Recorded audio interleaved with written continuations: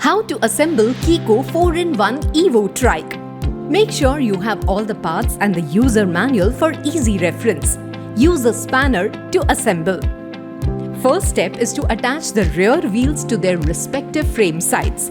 Push firmly until you hear a click sound. That means they are securely locked. Now insert the front fork into the main frame by removing the cap. Next, fix the front basket onto the fork pipe.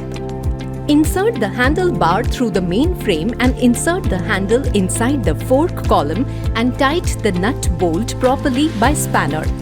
Place the seat on the frame by first removing the bolts.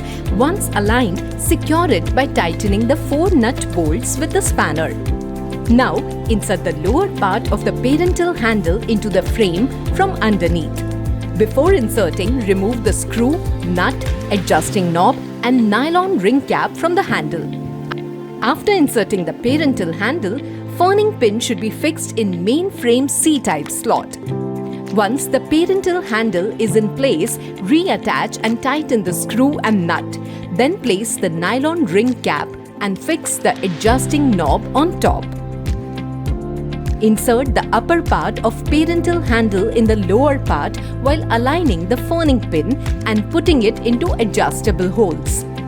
Insert the hook-shaped rod in the hole given just above the mudguard at the front and tighten it using the nut on the back side.